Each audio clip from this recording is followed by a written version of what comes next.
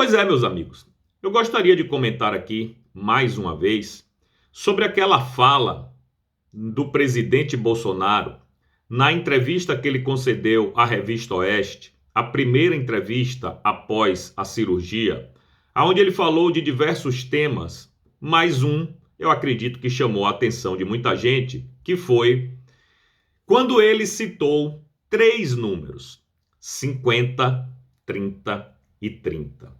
E naquela ocasião ele disse que mais não poderia falar, que ele citaria esses números com a condição de que ninguém perguntasse a ele do que se tratava, e o presidente deu esses números quando ele estava se referindo à interferência da USAID no Brasil. Certo? Ok, todo mundo viu isso.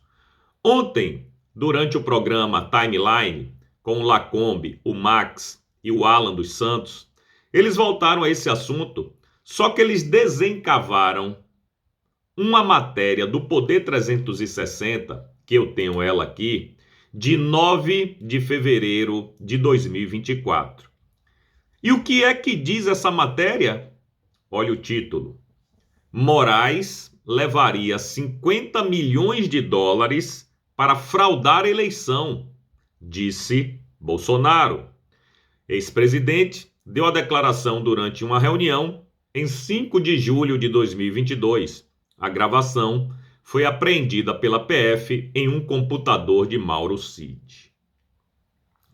Talvez agora a gente consiga entender um pouco por que é que o ministro estava tão interessado assim em fazer uma phishing expedition, nos celulares do Mauro Cid.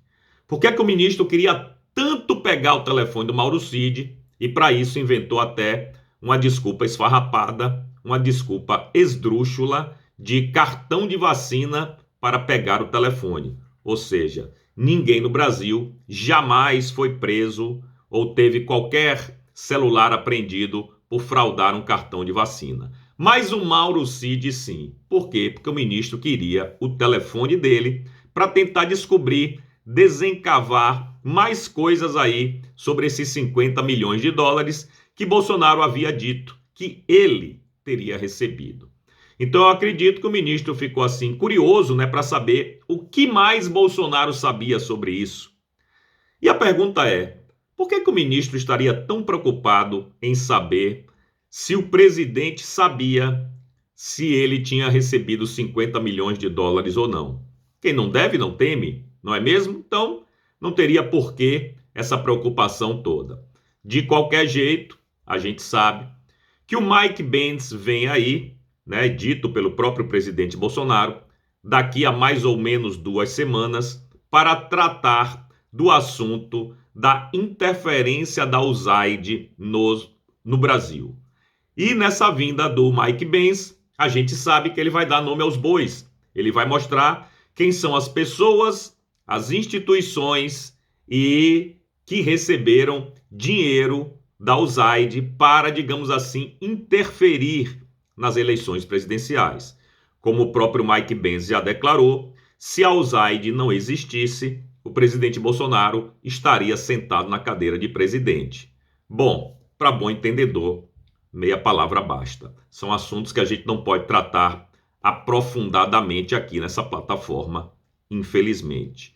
Mas o ponto é esse: 50 milhões de dólares para o ministro. E ainda tinha outras cifras, vocês lembram? 30-30.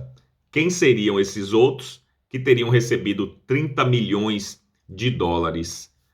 Não sabemos. Talvez o Mike Pence, nessa vinda dele ao Brasil, possa nos esclarecer melhor alguma coisa nesse sentido.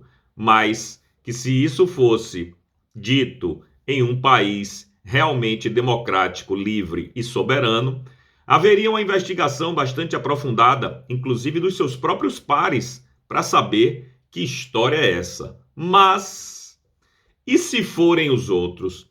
Porque Bolsonaro, nessa entrevista para o Poder 360,